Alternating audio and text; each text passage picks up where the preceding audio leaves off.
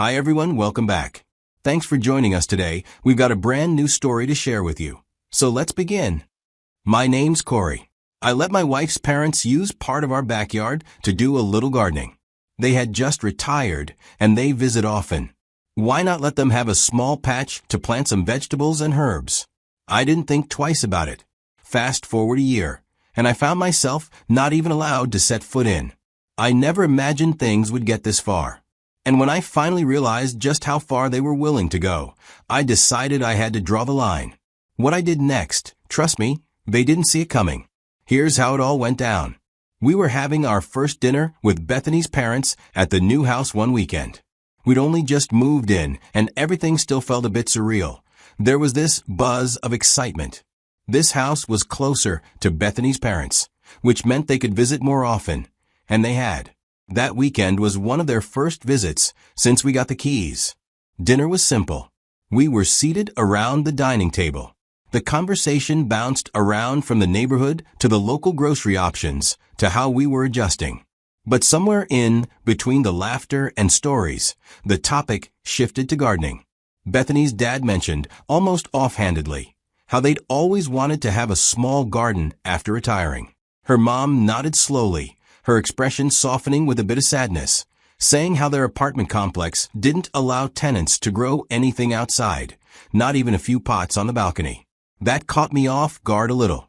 They looked genuinely disappointed, like they were still trying to come to terms with how different life had become post-retirement. You could see it in their faces, the longing to do something simple but fulfilling with their time. I've known them for over 5 years by then, since Bethany and I got married. And I've never seen them that downcast.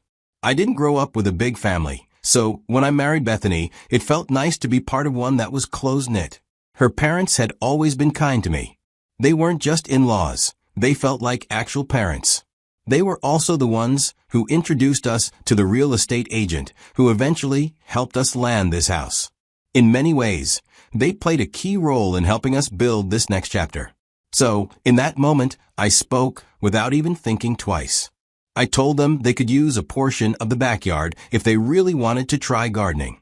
That way, they'd have more than enough room to grow whatever herbs or vegetables they had in mind, and I'd still have the rest of the yard for barbecues, space to relax, maybe even set up a little fire pit down the line. It seemed like a balanced solution. Their whole demeanor changed right away. It was like someone had lifted a weight off their shoulders. You could tell it meant a lot. Bethany, my wife, was proud of me, and I felt good about the whole thing. At that time, it actually felt like a beautiful way to bring the family closer. An agreement was made.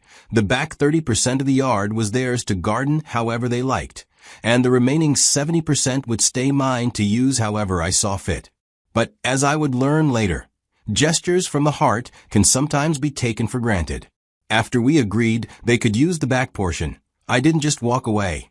I got my hands dirty. I helped build raised garden beds from scratch, cutting the wood, drilling, and assembling everything one weekend with my father-in-law. I even looked up how to install a drip irrigation system to make watering easier for them. It wasn't cheap, but I figured it was an investment in family. I ordered a delivery of compost, too, that I unloaded myself and helped spread out with them.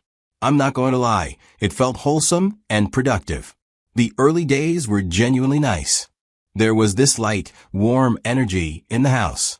Everyone was smiling, and the whole vibe was easy. My in-laws would stop by whenever they felt like it. Sometimes I'd come home, and they were already out there planting or watering. Sometimes even inside, grabbing a snack or borrowing a tool. I didn't mind because every family should share and support each other. Of course, I didn't know that would slowly start to change. But in those early days, it really did feel like we were all on the same page. And maybe that's what made the shift harder to process when it came. Within a few months, I began to notice gradual changes. We had agreed that my in-laws would have 30% of the yard for their garden, just enough space for them to plant what they wanted. It seemed like everyone was respecting that. But then, little by little, things started to change.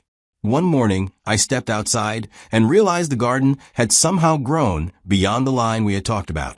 Rows of vegetables, once neatly tucked into their corner, were now pushing into open lawn space that was supposed to stay clear. I wondered why they would cross that line. Was it a mistake? Did they forget what we agreed on? I didn't say anything. I figured maybe it was unintended and hoped it would stop there. But the changes didn't stop. In fact, they started stacking up.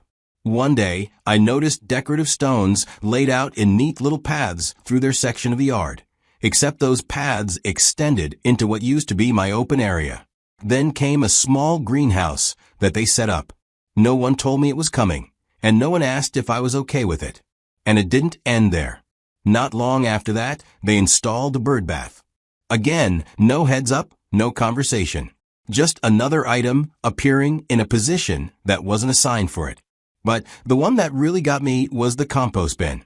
I walked out one weekend, ready to start up the grill, and there it was right next to my grilling station.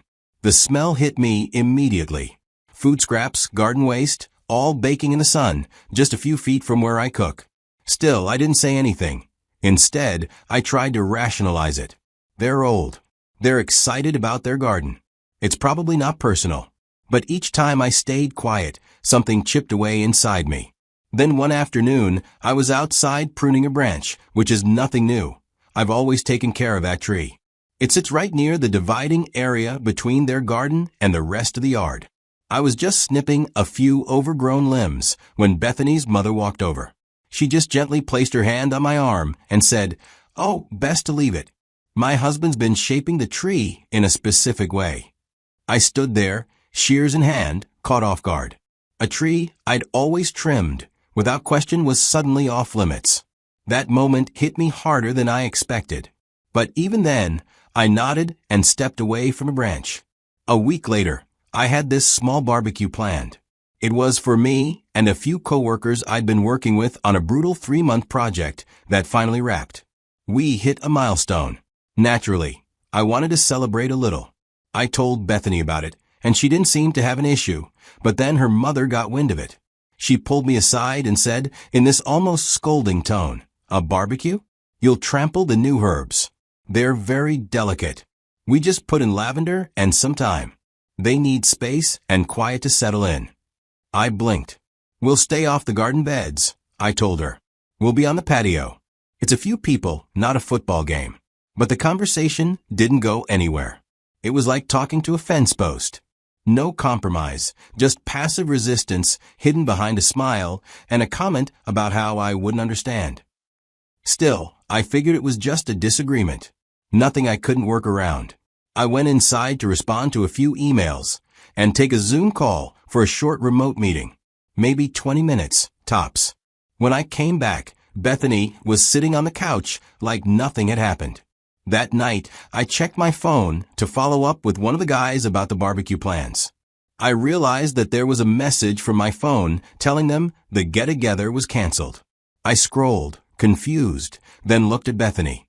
"Hey, did you touch my phone?" She said, "Yeah, I canceled the barbecue. It's not a good time. You'd just be stressing out my parents. It's their space now. You never even liked the garden before." I just stared at her, completely floored. Their space. I asked, "You mean the space I offered them?" She shrugged. "You never cared about it before. Why now?" That was when I knew that I was being undermined in my house. That was the day I stopped pretending it was just a misunderstanding, and I've let things go too far. Weeks later, I stepped out into the backyard one Sunday morning. It should have been a calm start to the day. I just wanted a few quiet minutes before the day kicked off. But as I took a step forward onto the grass, something caught my eye and froze me mid-step. Right near the raised beds my in-laws had made was a metal stake. It was driven into the ground. Hanging from it was a laminated sign, swaying slightly in the breeze. I stepped closer to see it better. What was written is, "Private property. Do not enter." I was completely stunned, trying to wrap my head around what I was looking at. Private property? In my backyard? I pay this mortgage. And now, there's a literal sign telling me not to enter part of my own yard? I bent down and yanked the stake right out of the dirt. I walked over to the patio, still gripping the sign, and sat down hard on one of the chairs. Then I heard the back door slide open. Bethany walked out. She saw me holding the sign, and without missing a beat, she asked, "Did you touch their sign?" I turned to her, eyebrows raised, and said, "Their sign? In my backyard?" She rolled her eyes and told me not to be dramatic, that the sign was just to keep people off their beds. I asked her, "What people?" I asked, "Who else is even in this yard?" She didn't answer. She didn't have to, because nothing she will say will ever make sense to me. That same day, after pulling that ridiculous private property sign out of the ground, I grabbed my keys and drove straight to the hardware store. I got metal stakes, string, and bright orange boundary markers. When I got home, I went straight to the backyard. I walked the yard carefully, measuring with my eyes and memory. I still remember the exact area we agreed upon when I first offered the space to Bethany's parents. That had been the deal. But over time, they had crept way past it. So I started driving the stakes into the ground, stringing them together one by one until a clear, unmistakable line ran through the yard. After I was done, I called Bethany's parents and asked them to come over. When they arrived, I simply pointed to the string and said, "This is the original boundary we agreed on. From now on, I don't want anyone going past it without asking me first." The look on their faces told me they weren't used to hearing that kind of tone from me. Bethany came outside while I was speaking. She didn't like it one bit. She jumped in quickly, asking why I was doing this, saying I was overreacting and making a big deal out of nothing. I just turned to her and said, "Bethany, the deed is in my name. This is my home. I let them use the space out of kindness, not obligation." And that was it. I didn't wait for their approval or argue any further. My wife's parents didn't take it well at all. When I told them they couldn't cross the new line without permission, they left angry.